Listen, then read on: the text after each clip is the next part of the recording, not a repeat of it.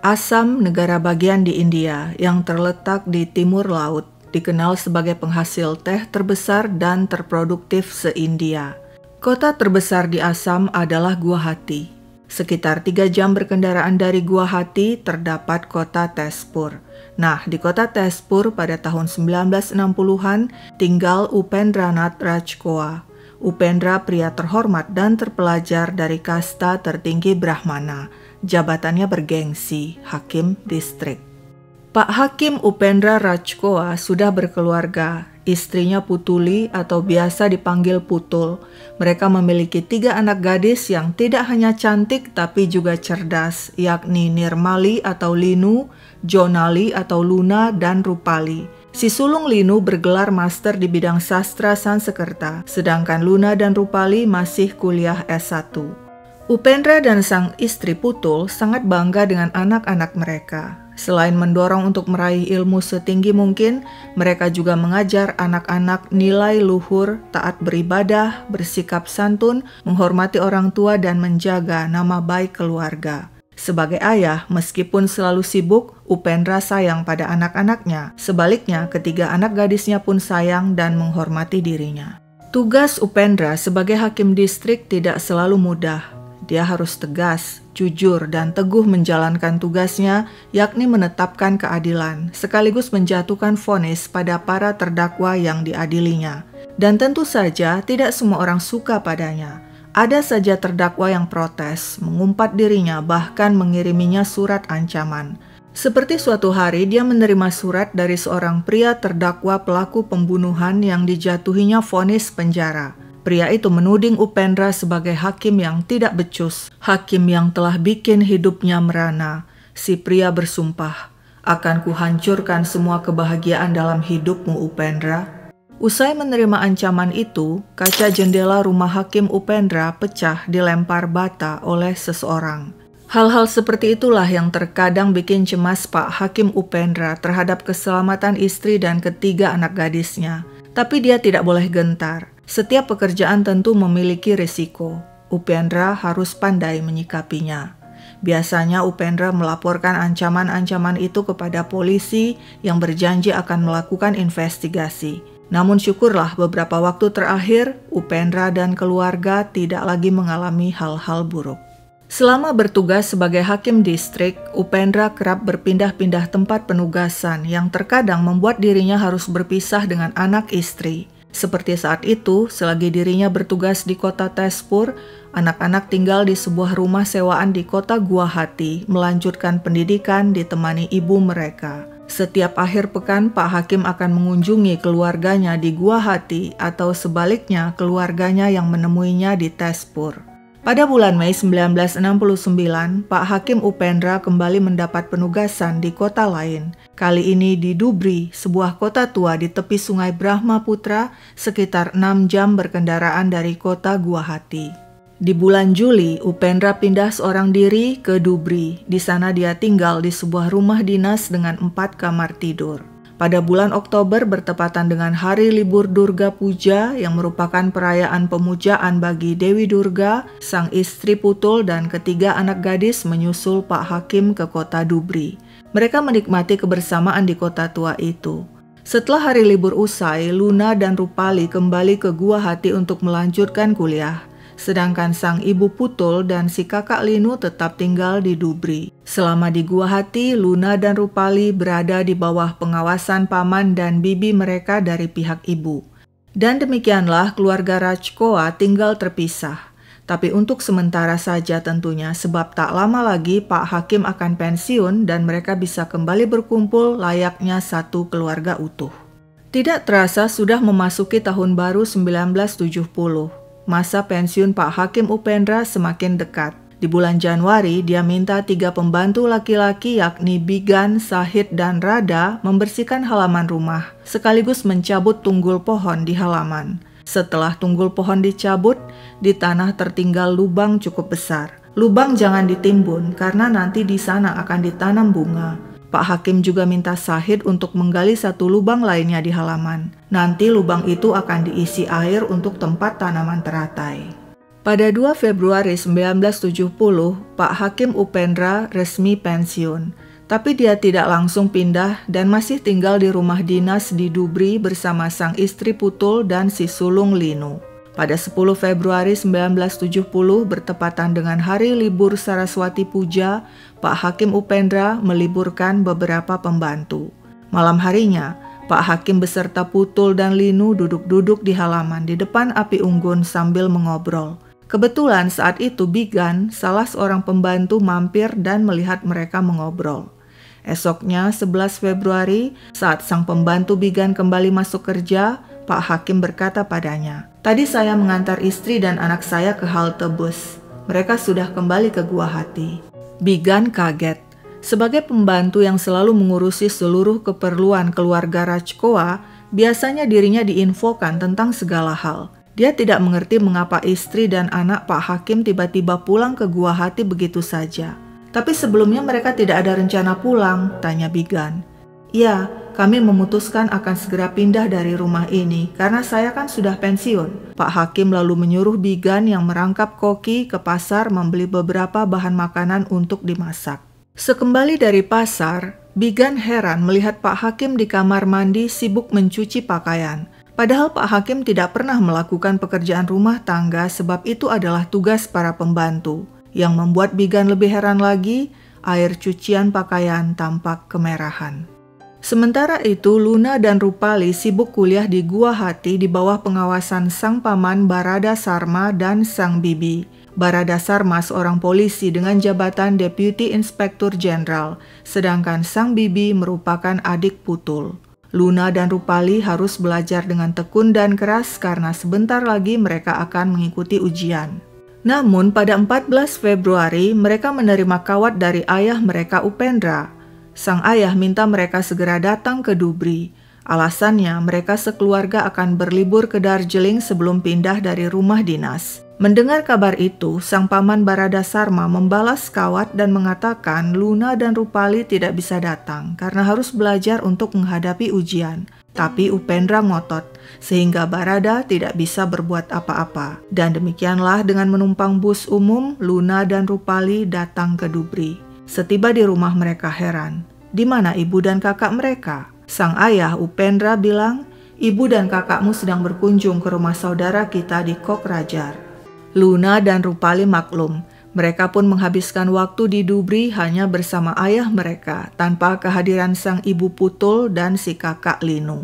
Pada 25 Februari, pukul 10 pagi, si pembantu Bigan melihat Luna dan Rupali berada di rumah. Tapi sorenya, Bigan mendapat kabar dari Pak Hakim. Luna dan Rupali sudah kembali ke Guwahati untuk mengikuti ujian. Mereka menumpang mobil teman saya.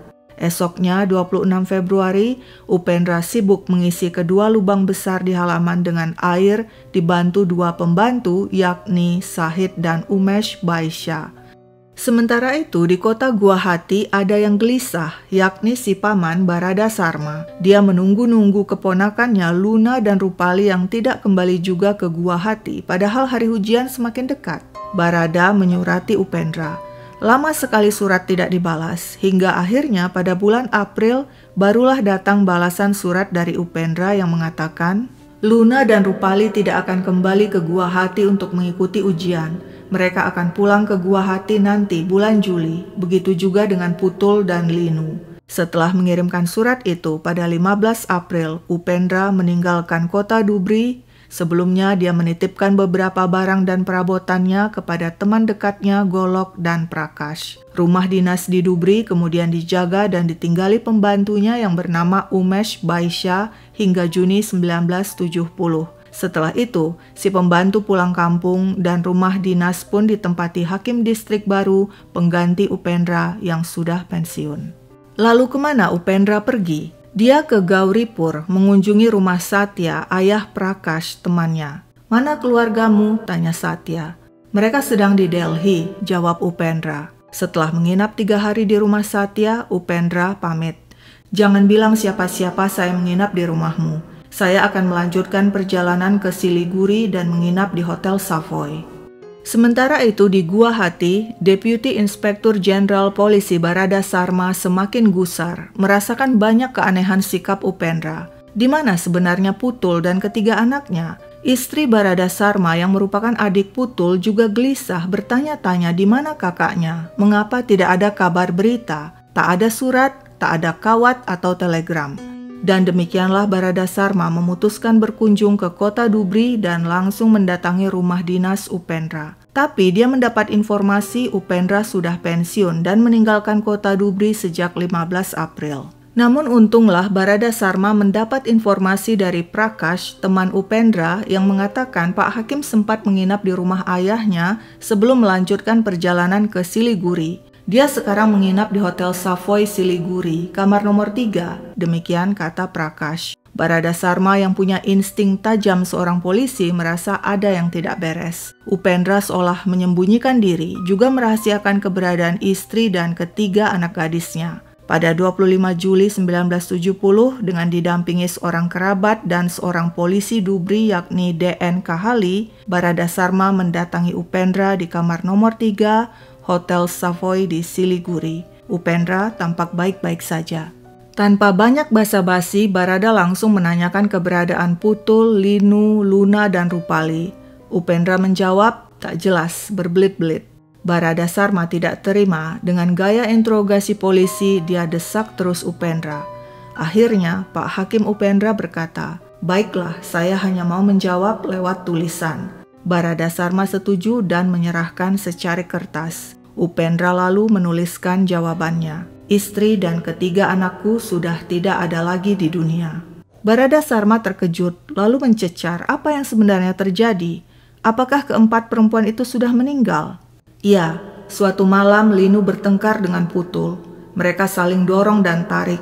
Tak sengaja Putul terjatuh hingga kepalanya membentur lantai. Dia tewas. Melihat hal itu, Linu yang merasa bersalah, histeris dan mengurung diri di kamar.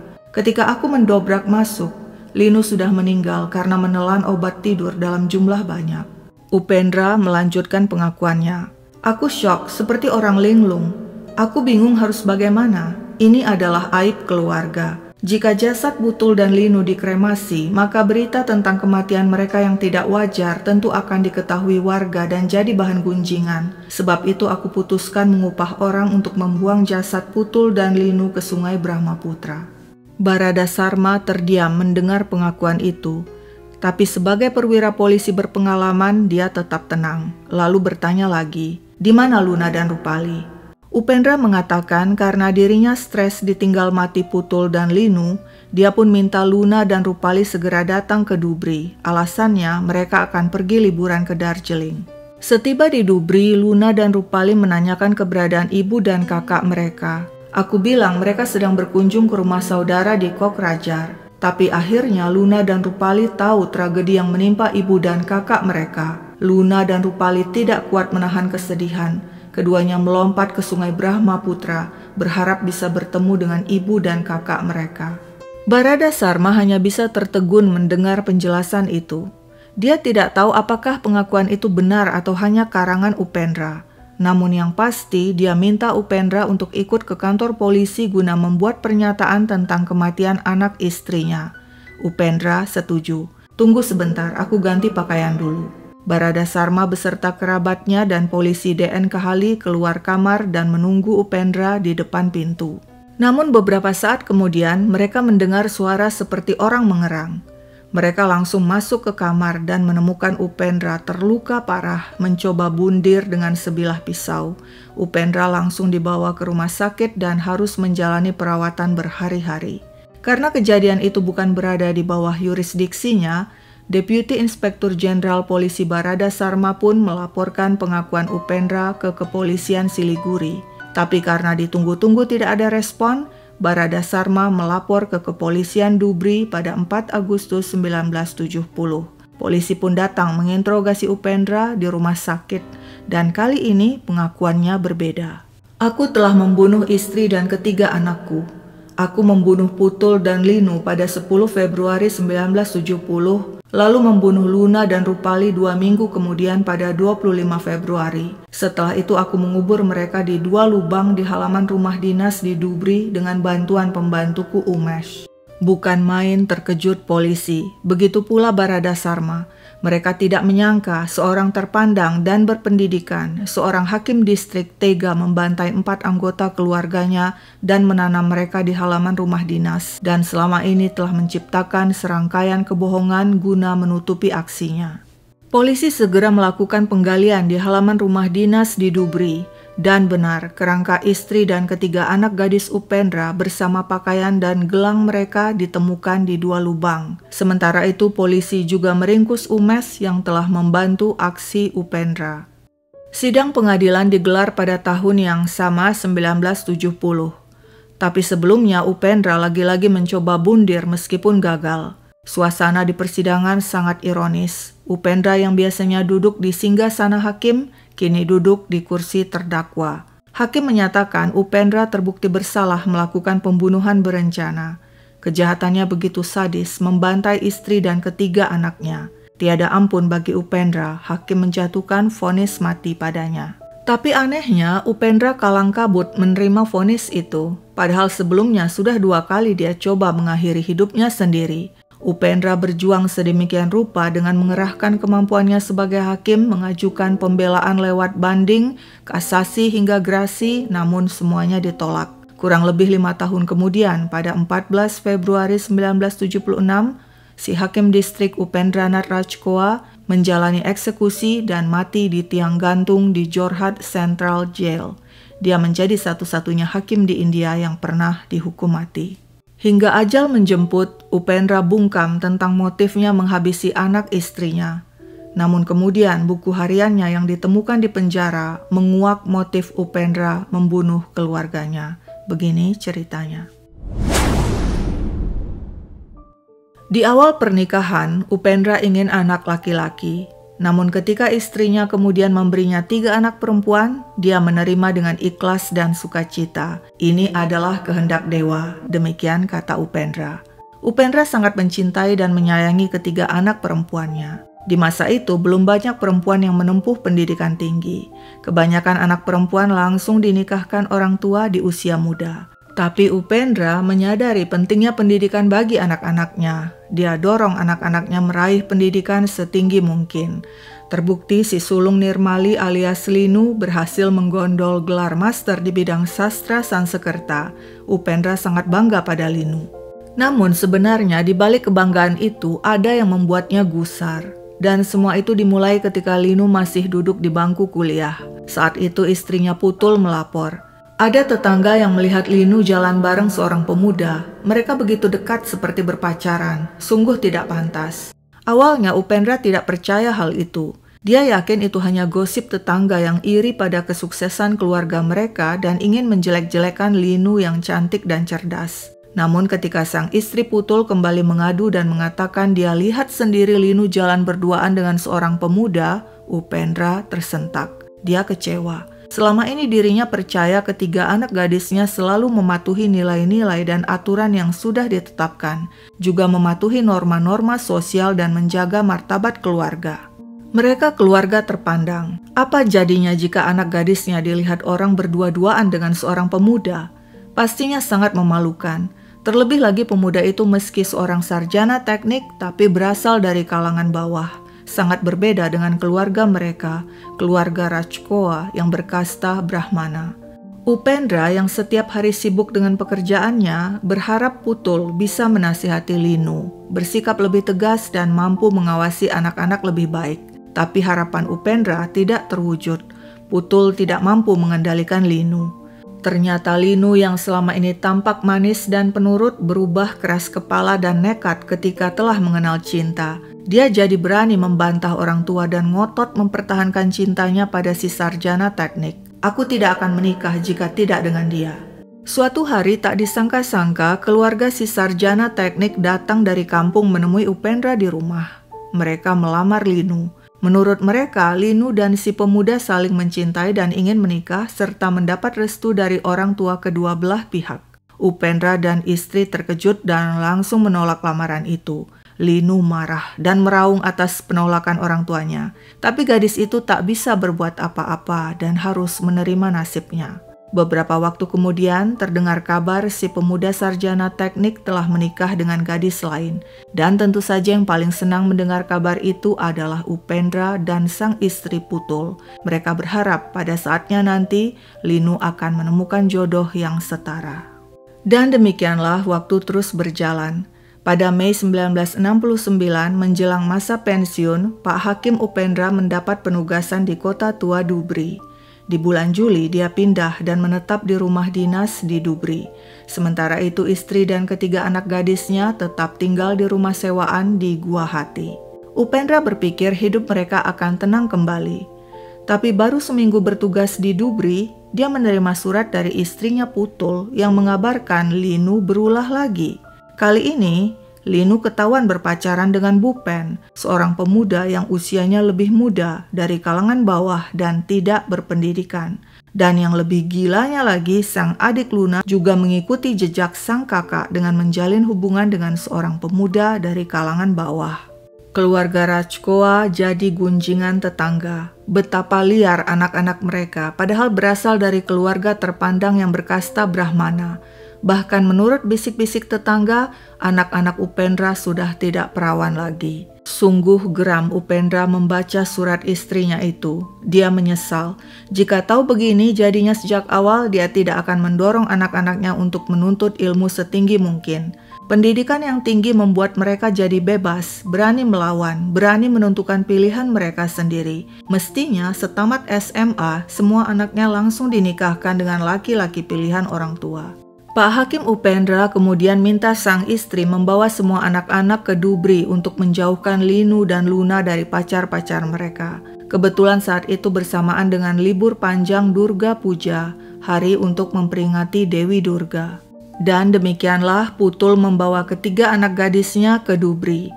Upendra agak tenang. Dia ajak keluarganya berkunjung ke Golagat menghadiri acara pernikahan kerabat. Nah, di acara pernikahan itu terjadi kegemparan. Linu menghilang, dicari-cari tidak ketemu.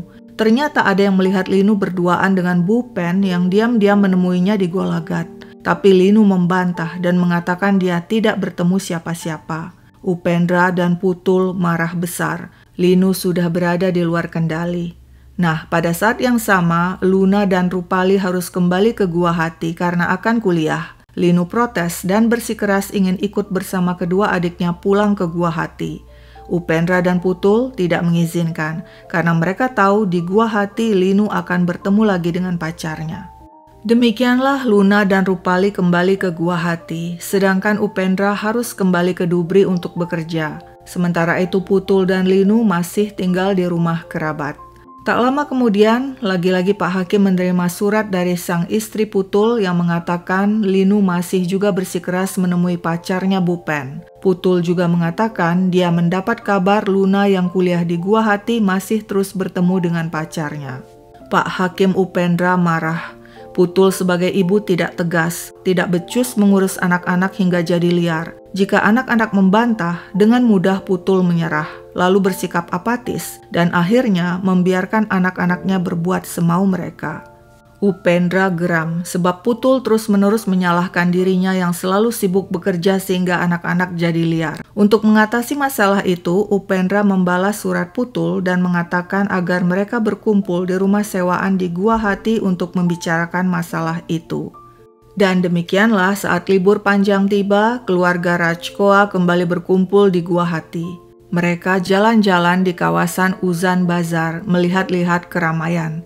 Tak disangka-sangka, tiba-tiba Bupen muncul, seperti berandalan, wajahnya berewokan, kancing bajunya terbuka hingga bulu dadanya menyembul, bicaranya seperti orang pasaran, tapi Linu tampak sangat bangga padanya. Tanpa malu, Linu berjalan berdampingan dengan pemuda itu. Mereka saling bercanda, tertawa tanpa ada rasa malu dan sungkan pada orang tua dan orang-orang sekitar. Upendra geram dan menegur keras kelakuan Linu dan Bupen.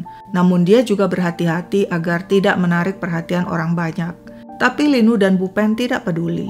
Linu malah nekat mengajak Bupen ke rumah. Pemuda itu bahkan berani bicara pada Upendra dan melamar Linu. Upendra menolak. Begitupun Putul yang tak sudi anaknya menikah dengan pemuda yang tidak setara. Akibatnya mudah ditebak. Linu protes, menangis, dan mengancam dirinya lebih baik mati dan melompat ke sungai Brahmaputra. Upendra putus asa. Putus asa pada dirinya dan istrinya yang tak bisa mengendalikan anak-anak mereka.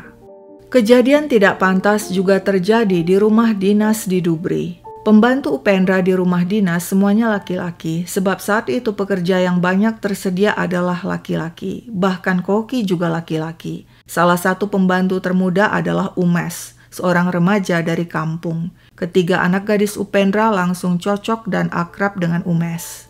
Nah, mulai timbul masalah. Saat anak-anaknya berkunjung ke Dhubri, Upendra pernah memergoki seorang di antara mereka berduaan ngobrol dengan Umes. Juga saat main badminton, lengan anaknya disentuh Umes. Upendra menyalahkan Putul. Mengapa tidak kau perhatikan anak-anak gadismu?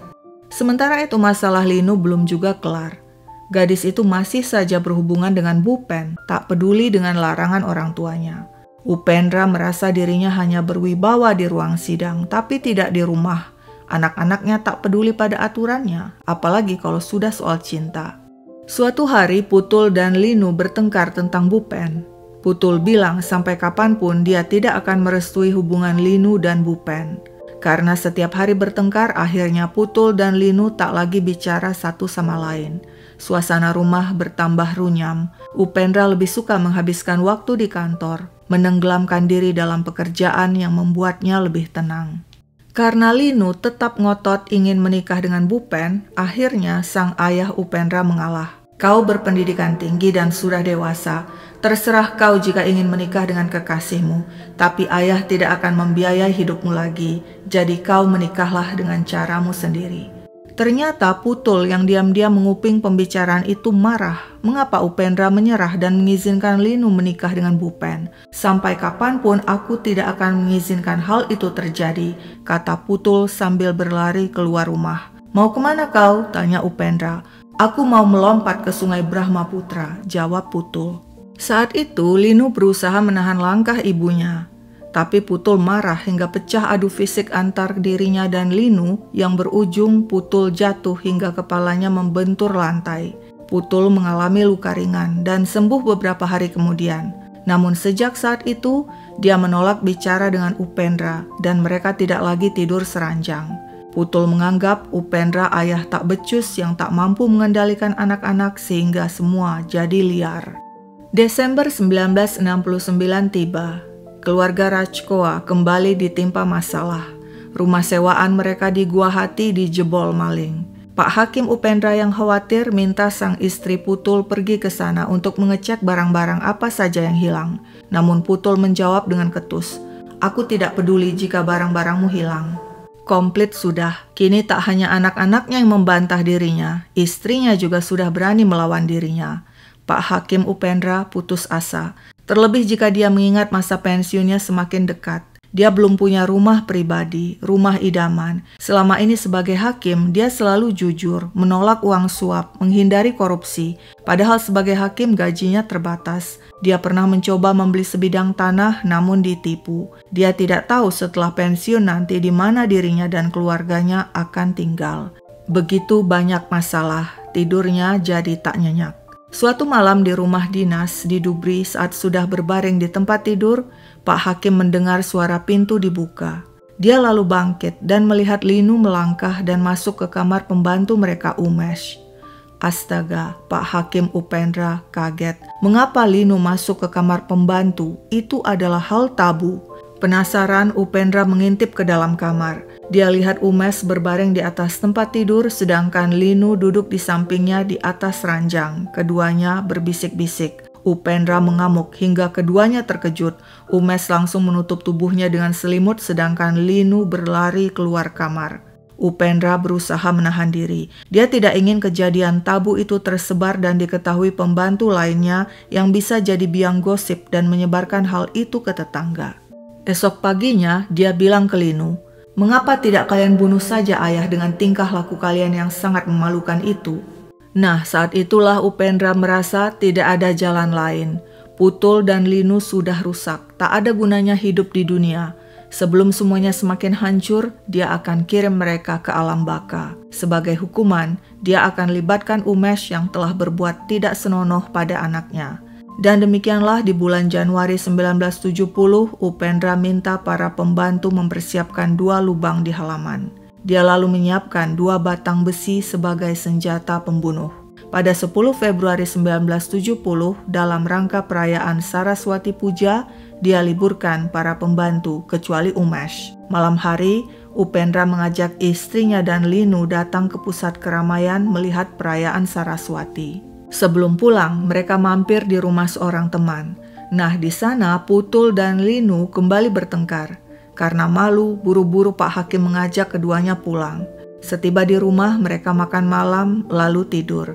Tapi Pak Hakim Upendra tidak bisa tidur. Dia gelisah memikirkan rencananya. Pukul 2 pagi, dia pun beraksi. Pertama, dibangunkannya Umesh. Dia ancam Umesh untuk menuruti perintahnya membereskan Putul dan Linu. Umesh yang ketakutan pada Upendra sejak dirinya dipergoki berduaan di kamar dengan Linu, menurut saja. Tidak menunggu lama, keduanya masuk ke kamar tidur dan menghantamkan batang besi ke kepala Putul dan Linu, lantas mengubur kedua wanita itu dalam satu lubang di halaman. Kemudian Upendra teringat pada Luna dan Rupali. Keduanya juga sama saja dengan Putul dan Linu, sama-sama brengsek, tak berguna dan harus dibereskan. Upendra pun meminta mereka segera datang ke Dubri, lalu membunuh mereka dengan bantuan Umesh dan menguburkan keduanya di lubang lainnya di halaman. Rencananya setelah itu seharusnya Upendra bundir, namun dia membatalkan niatnya karena ingin membersihkan dosa-dosanya. Demikianlah kurang lebih motif Upendra melenyapkan keluarganya seperti yang ditulisnya di buku hariannya. Tapi kasus ini masih terus dibicarakan. Benarkah Upendra sampai hati menghabisi keluarganya hanya karena anak-anaknya dan istrinya membangkang dan tidak menuruti aturannya? Sepertinya terlalu sepele. Mungkinkah ada masalah yang lebih besar lagi? Sebenarnya di pengadilan, si pembantu Umesh sempat membuat pengakuan yang menggemparkan. Dia bilang selama ini dia, Luna, dan Rupali telah melakukan hubungan terlarang. Jika sedang berkunjung ke Dubri, secara bergantian Luna dan Rupali akan mendatangi kamarnya di malam hari untuk melakukan hubungan intim dengannya. Bahkan menurut Umesh, Pak Hakim Upendra pernah memergoki mereka melakukan hal tak senonoh itu. Dan puncaknya menurut Umesh adalah pada Desember 1969 ketika Upendra memergoki dirinya dan Linu berduaan di kamar belakang. Meskipun saat itu menurut Umesh mereka hanya mengobrol dan tidak melakukan hal-hal tabu. Tapi hakim di persidangan tidak mempercayai pengakuan Umesh itu. Menurut hakim, tidak masuk akal Linu, Luna, dan Rupali seliar dan sebodoh itu. Apalagi melakukan hubungan terlarang dengan tidak menutup dan mengunci pintu sehingga bisa dilihat ayah mereka.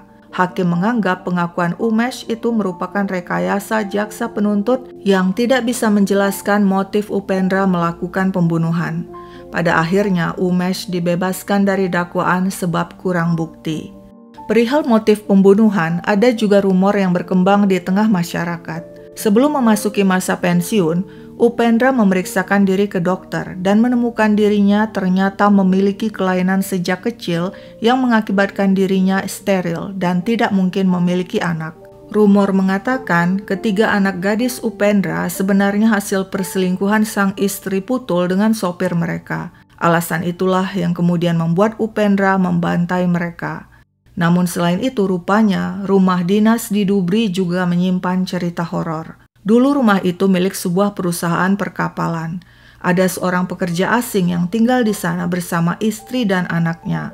Pekerja asing itu sering pergi berlayar, meninggalkan anak istrinya di rumah itu. Suatu hari ketika pulang berlayar, si pekerja mendapat informasi dari pembantunya bahwa selama dirinya berlayar, seorang temannya laki-laki rutin mengunjungi istrinya untuk melakukan hubungan terlarang. Si pekerja asing mengamuk dan dia tembak istri dan anaknya hingga tewas. Dan sejak itu, energi negatif melingkupi rumah itu.